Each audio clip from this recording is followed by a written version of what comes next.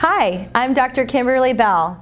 I'm a doctor of physical therapy, and I specialize in working with people who are suffering with dizziness, vertigo, imbalance, and unexplained repeated falls. Today we're going to be answering the frequently asked question that I hear, which is, can my vertigo be effectively treated with medication? Any of you who have suffered with vertigo know that sometimes you just need immediate relief from your symptoms so that you can maybe stop being so nauseous or stop vomiting or be able to get up and walk around a little bit safely. So sometimes medication is indicated when there is a vestibular or an inner ear problem. It's often indicated for the first 24 to 48 hours of a new vestibular injury, just to relieve the symptoms and make the patient more comfortable.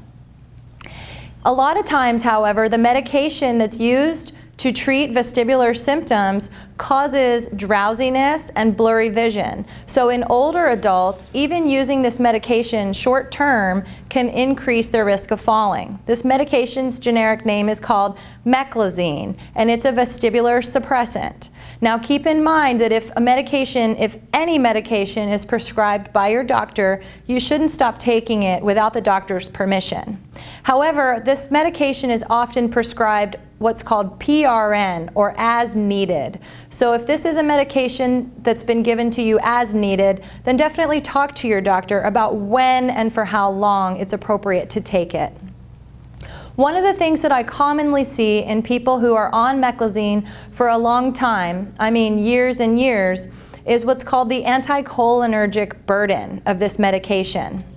Now, if you look up anticholinergic burden, there's a Harvard Health Studies website that actually lists and ranks the most common medications that have long-term cognitive effects on our brain, and they tier them 1, 2, and 3 for the most devastating and the least devastating effects.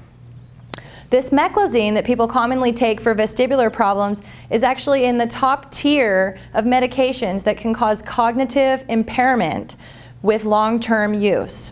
So what I see happening often is that older adults go to their doctor complaining of vertigo and dizziness.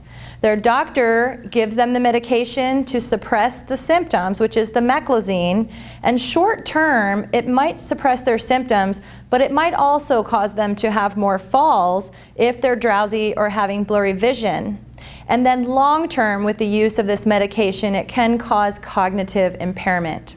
So my recommendation to you is to always talk to your doctor before you change any of your medications, and to seek out a vestibular specialist at the Vestibular Disorders Association website, vestibular.org, so that you can have your inner ear evaluated by a specialist, and maybe that medication can be reduced, if not completely eliminated, from your medication regimen.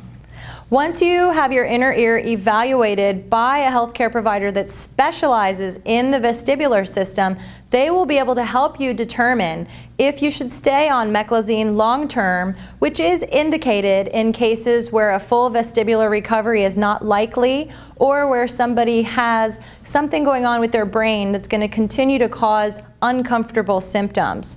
In those cases, sometimes the Meclizine is indicated for long-term use to improve the quality of life and reduce the discomfort of that individual.